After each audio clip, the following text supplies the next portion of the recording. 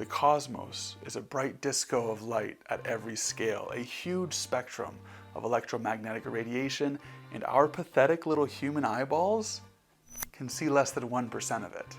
Today on Chromophobe, why can't we see in the infrared or the ultraviolet? How come we can only see in the visible spectrum? Let's get the lame answer out of the way first. If we could see in the infrared, it would be red, not infrared. The definition of the visible range is simply what light humans can perceive. So if you change our perception, you also change the definition. For the interesting answer, we instead have to ask, why isn't our visual spectrum wider? For that, let's take a look at the entire electromagnetic spectrum. At the very extreme here, we have X-rays and gamma rays. This is all very high energy ionizing radiation with wavelengths shorter than 124 nanometers. This light is the reason you have to put a lead blanket over your junk when you're getting an X-ray at the clinic, because this is the stuff that will rip your DNA apart and wreck your spermies or give you cancer. We aren't equipped with X-ray vision because it wouldn't take long for those X-rays to destroy our eyes. On top of this, we aren't evolved to see light that isn't there, because for the most part, there is no ionizing radiation in our environment. And thank God, if there was, life likely would never have evolved at all with or without vision. The only significant source of X-rays on Earth is from lightning. And a vision system enabled only by lightning would be stupid. That's right, you heard me, Superman. Your X-ray vision sucks. Instead, the thing that enables our vision is the light coming from the sun, because pretty much all light you see, a green tree, a white lapdog, a moonlit trash can, is just reflected sunlight. Or at least that was true like 100 years ago. Nowadays, I wouldn't be surprised if the majority of light that hits your eyes, yes, you, specifically Kyle, is coming from the device you're staring at right now. Get outside. No, not now, just like wait until the video's over, and while you're at it, wait until after you subscribe to this channel. Yeah. Speaking of screens, do any of you ever wonder how our eyes are going to evolve after staring at RGB OLED screens for the next 1,000 years?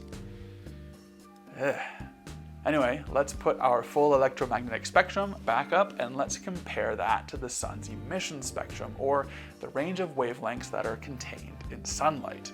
This spectrum excludes ionizing radiation since the sun is simply not hot enough to emit those high energy photons. So at the short side, sunlight only contains down to about 200 nanometers.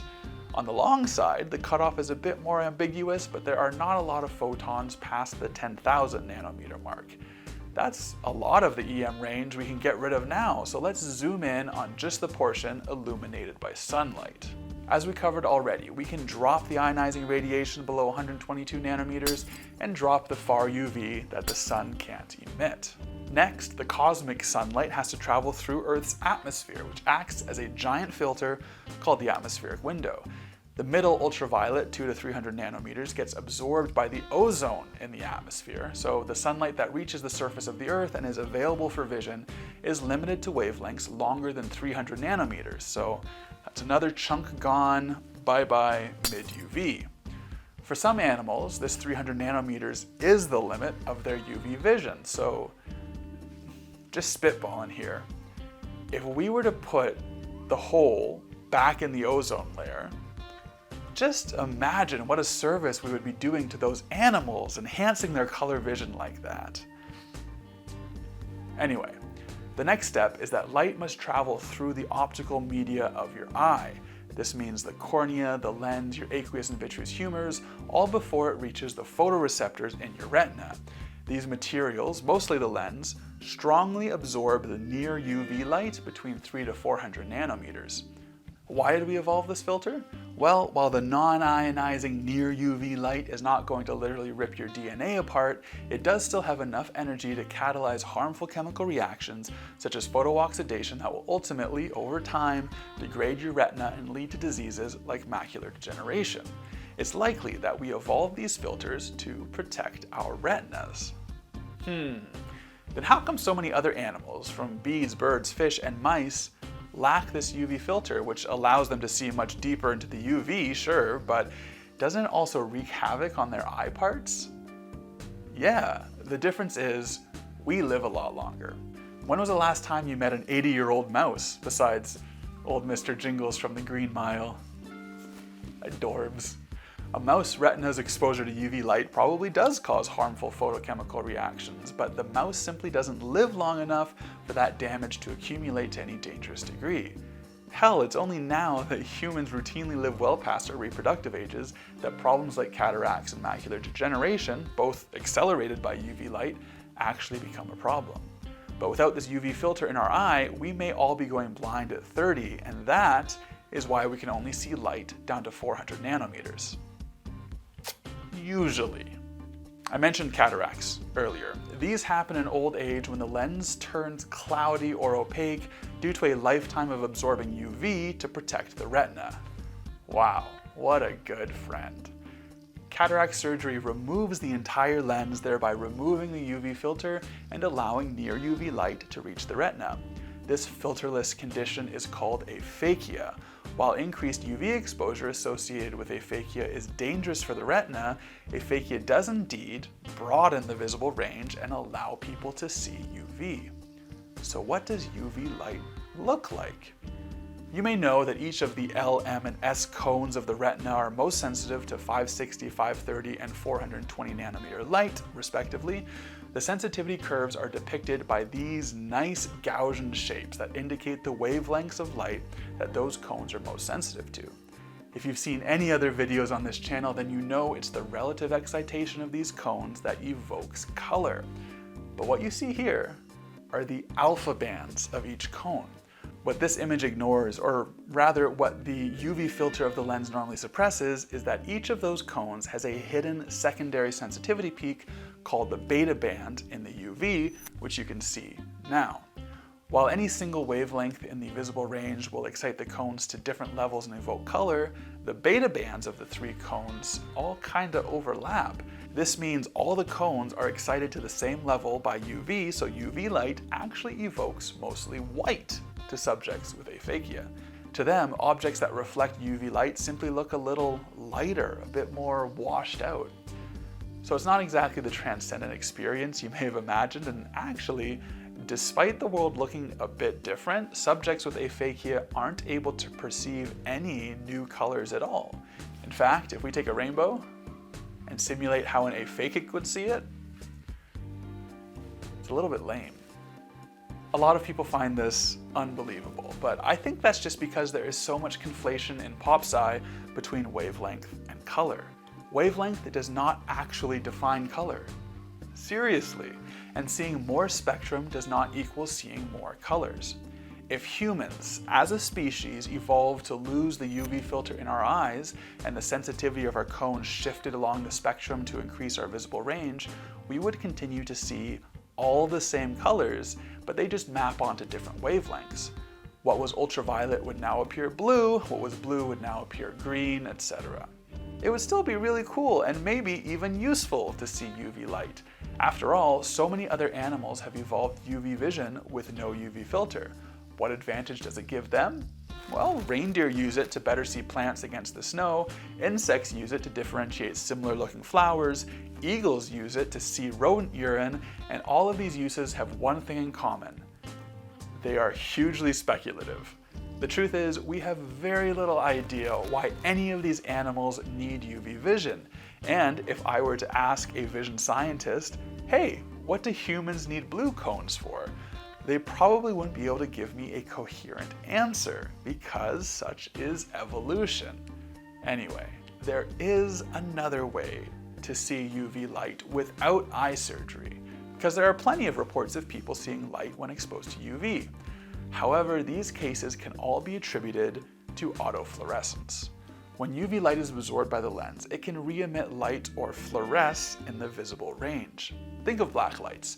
They emit UV light, which you of course can't see directly, but you know a black light is around by the visible light that fluoresces off of your white sneakers or the hotel bathroom. In your eye, it is the lens that is absorbing the UV and partially fluorescing it into the visible range. Any one of you can detect UV light through this mechanism, but there are some caveats. First, the direction of the fluorescent light is scrambled or scattered relative to the direction of the incoming UV light, so no image is preserved, just formless flashes. Second, to perceive this visible light, the UV either has to be very strong or the visible light in the environment has to be weak or absent, situations which happen rarely in uncontrolled situations. So it is UV vision, but it's the kind you'd get if you asked a jackass genie to grant you UV vision. So that is the short side of the spectrum, all wrapped up, or why we can't see in the ultraviolet.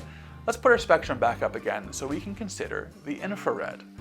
Why does the visible spectrum stop here at about 700 nanometers? Well, it doesn't exactly stop, but the deeper you go in the IR, the more intense the light must be to be perceived. That's why the boundary between the IR and visible spectrum is reported very differently depending on the context, anywhere from 680 nanometers, which is a practical limit to vision, to 850 nanometers, which is only achievable in laboratory tests. This graph shows that your vision becomes 10 times less sensitive for every 35 nanometers that we shift towards the infrared. By 850 nanometers, your retina is so insensitive that you essentially need to shine a laser right onto your eyeball to be able to see anything. So anything longer than that, definitely not in the visible range. And for the 9th time on this channel, I will remind you, do not shine lasers in your eyeballs. It's not only stupid dangerous, but it won't even help you see the brand new color of infrared, because infrared just appears uniformly red to humans. Unlike the UV limit, the IR 700 nanometer limit is not based on the sun's emissions or an atmospheric filter or a physiological filter. It's simply based on the sensitivity of the light detecting molecules in your retina, the opsons. We know that those opsons can easily be tuned to higher or lower wavelengths. That's how we have these 3 opson types that allow us to see color. Then why can't the opsons be tuned to even longer wavelengths, allowing us to see deeper into the IR? The thing is, it's not just humans. It is very rare for any vertebrate visual system to have cones that are more sensitive to the infrared than our human red cones. And therefore, it's very rare for any animal to have true infrared vision. Biology indicates that there is some fundamental limit that prevents an opson from tuning into the IR. Quantum physics explains why. Okay, I made it sound complicated. It's not that complicated. The core of your vision is the retina's ability to convert light into an electrical signal on your neurons. In your retina, you have cone cells. In your cone cells, you have opsin proteins, and in each opsin protein, you have a retinal molecule. When a photon hits the retinal, it excites one electron in that molecule to a higher energy state, a process called electronic transition. This process then triggers the retinal molecule to twist and blah blah blah, signal reaches your brain. However, a certain amount or quantum of energy is required for this electronic transition to occur, and lower energies will just jiggle the retinal instead of twisting it. As a photon's wavelength increases, its energy decreases. Longer than 700 nanometers, and a photon is not packing enough juice to reliably achieve that electronic transition, and our vision is desensitized to it. So, take away those jiggly photons, and we establish an IR limit. All that's left of our electromagnetic spectrum is 4 to 700 nanometers, the practical visible range. But wait, you may be thinking, if one infrared photon doesn't have enough energy to achieve the electronic transition, can't we combine the energy from 2 photons? Yeah, we can do that. The problem is, 2 photons need to reach opsin at exactly the same time, and I mean exactly with 12 zeros, else the molecule will just get a double jiggle. Those photons have to arrive within picoseconds of each other to add their energy to a single electronic transition that will twist the molecule. In normal environmental conditions, this scenario is highly unlikely, but let some scientists fire a pulsed laser into your eye to concentrate all that infrared light into a few picoseconds, and it's much more likely for 2 photons to arrive at the exact same opsin at the exact same time. Do so in pitch dark, and you may be able to see the infrared laser light. You won't see red though. 2 1060 nanometer infrared photons have the same energy as one 530 nanometer photon. So this 2-photon effect appears not as red light, but as green light. So it is infrared vision. But it's the kind you'd get if you asked a jackass genie to grant you infrared vision. So why isn't the visible range wider? Well, because we don't need it to be. Look, human color vision is already some of the coolest shit on the planet, and if we want to know what something would look like with an altered visual system with a wider spectrum, we've got hyperspectral imaging and/or Instagram filters to simulate it. For now, just be glad if you're not colorblind. And as always, please don't shine lasers in your eyes. This is Chromophobe.